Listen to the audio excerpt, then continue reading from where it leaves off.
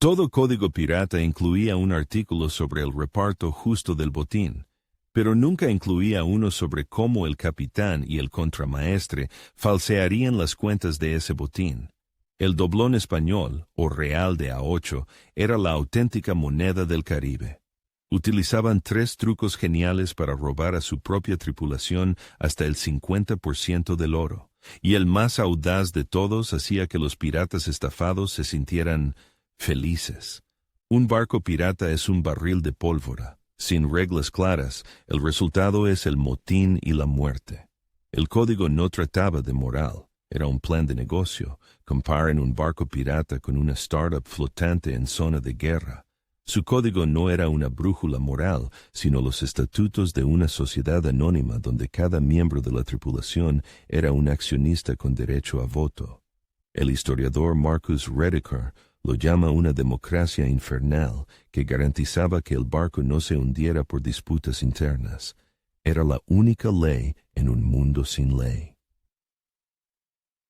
Hoy no solo hablaremos del código pirata. Vamos a destapar su contabilidad en la sombra. Imaginen que hemos accedido al libro mayor secreto de Barbanegra. Verán cómo funcionaba el sistema de justicia perfecto. Luego, revelaremos 3 niveles de engaño. Desde el simple robo hasta estafas financieras que hoy llamaríamos fraude administrativo. Y al final, obtendrán un protocolo de 3 pasos que les ayudará a reconocer manipulaciones similares incluso en la actualidad. En la base del código había una matemática sencilla. El capitán recibía 2 partes. El contramaestre, su mano derecha y la voz de la tripulación recibía lo mismo. 2 partes. Los especialistas clave como el carpintero o el artillero jefe, 1 parte y media, y un marinero raso que arriesgaba su vida en el abordaje recibía 1 parte completa. En un barco mercante el capitán se llevaba 10 o incluso 15 veces más que un simple marinero. Entre los piratas, la diferencia era solo del doble. No era simple. Generosidad. Era una revolución en la remuneración laboral, creada para que cada uno sintiera su valor. Pero no era el capitán quien repartía el oro. Todo el poder sobre el botín estaba en manos del contramaestre. Él era un contrapeso a la voluntad del capitán, casi como el presidente de un parlamento. El capitán solo mandaba en combate y durante una persecución. El resto del tiempo era el contramaestre quien gobernaba el barco. Mantenía el orden, distribuía las provisiones y era el juez principal en las disputas. Era el protector de la tripulación contra la tiranía. Era en él en quien los piratas confiaban la balanza de la justicia. Ahora, imagínense en esa cubierta.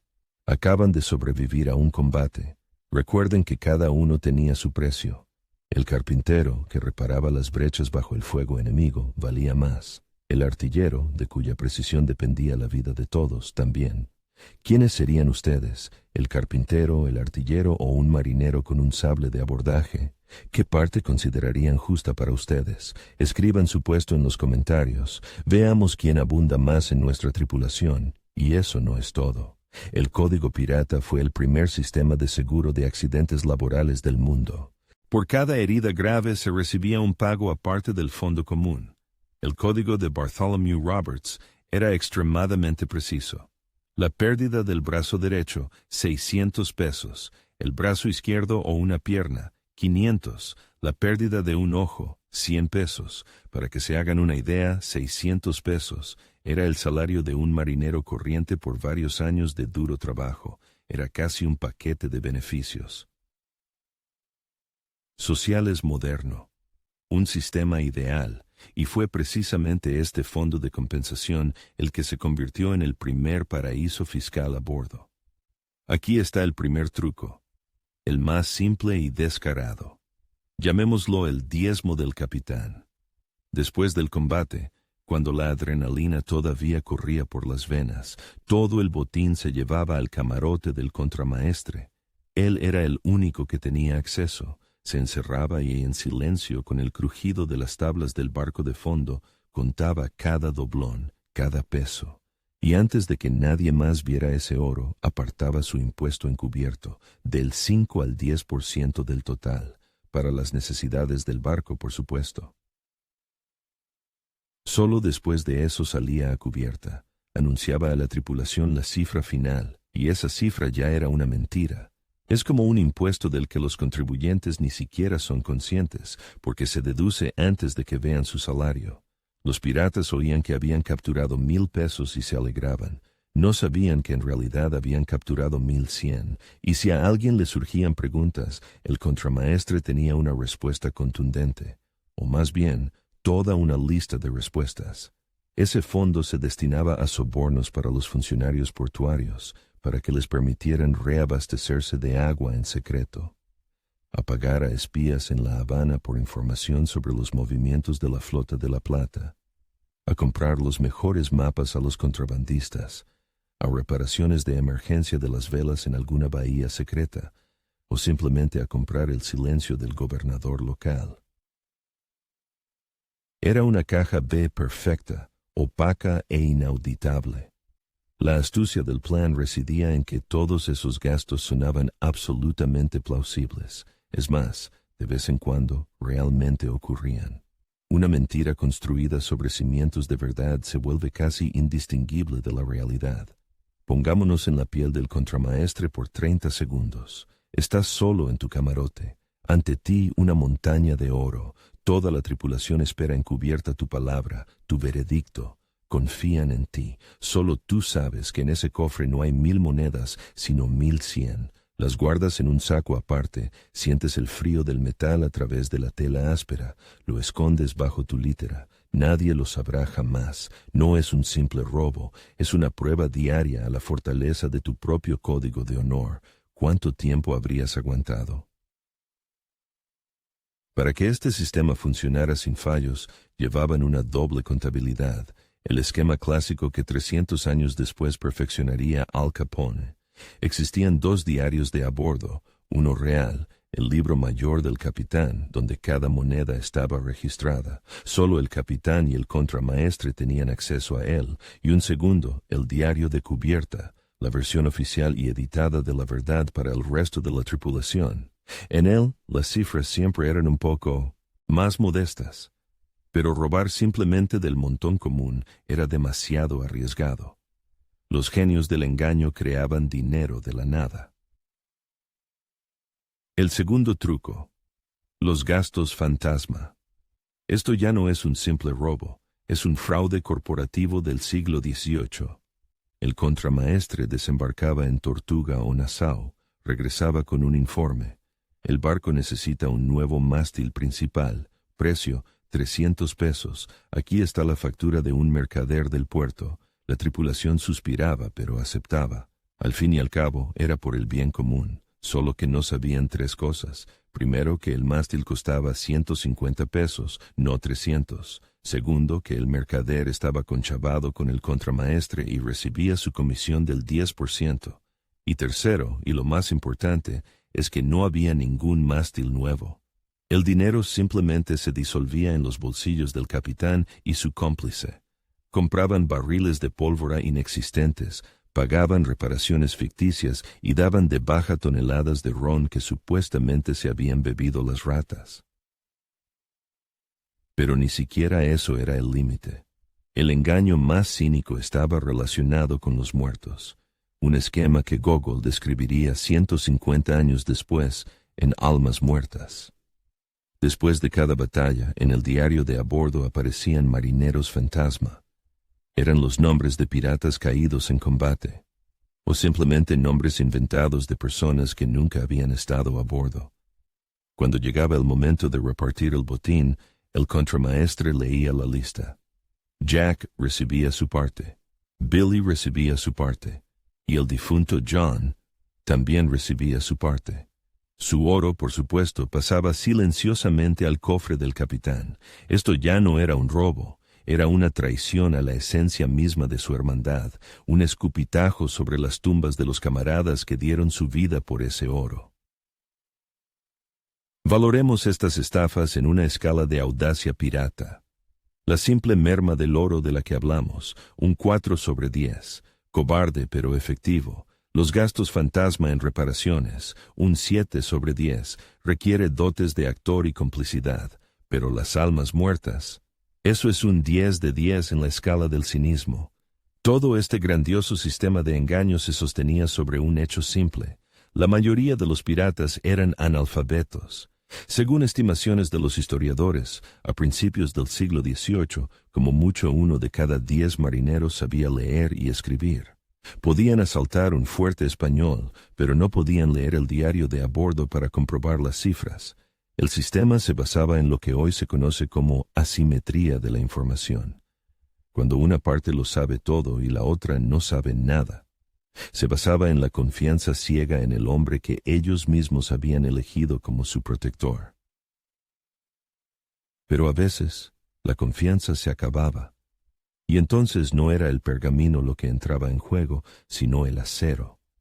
La verdad no se descubría en el mar, se descubría en tierra, en la bruma etílica de las tabernas de Nassau y Port Royal.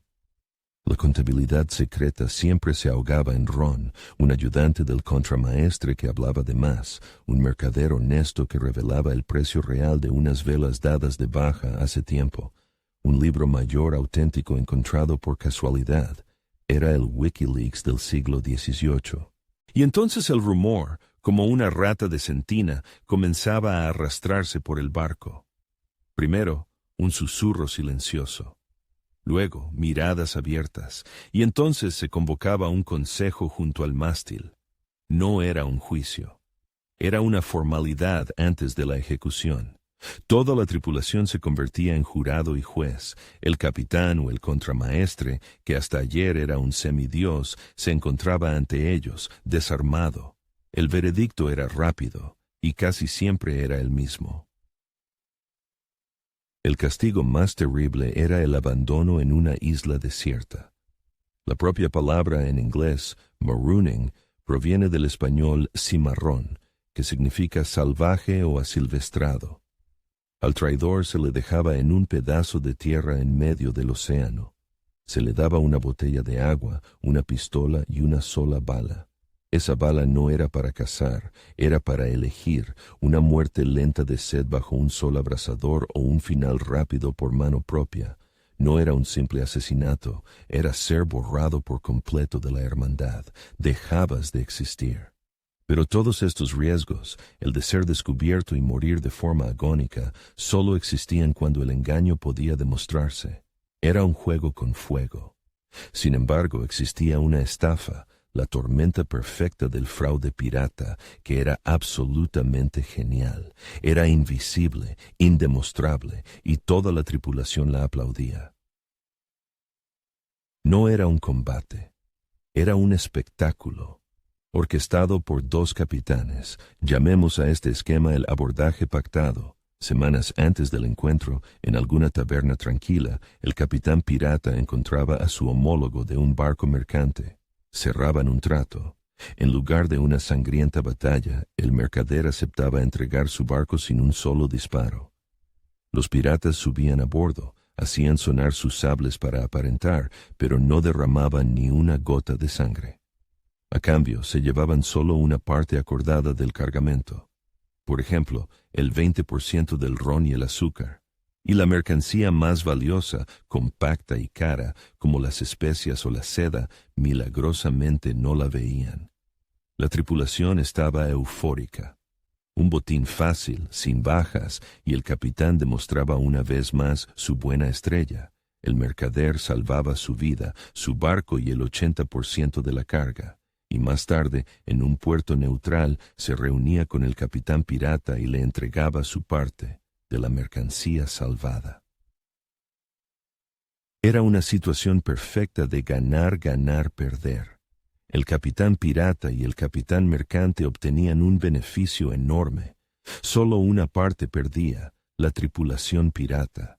No solo perdían 4/5 partes de su botín, celebraban su propio engaño, brindando a la salud del capitán que acababa de robarles. Aplaudían su propia derrota, tomándola por un triunfo. En esto consiste la forma más elevada de manipulación. Crear la ilusión de victoria para aquel a quien estás engañando. Hacer que la víctima se sienta un ganador. Es el principio sobre el que se construyen las campañas políticas más astutas y las estrategias de marketing más exitosas. Te venden un beneficio pequeño y evidente para que no notes la gran pérdida oculta.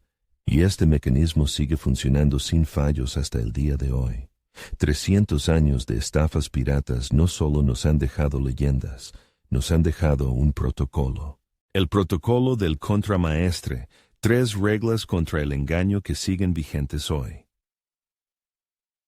Primero, controla el libro de cuentas. Controla la información. El poder no lo tiene quien grita más fuerte, sino quien lleva los registros. Quien en tu proyecto es el único con acceso completo a todas las cifras. Es esa persona la que controla la realidad.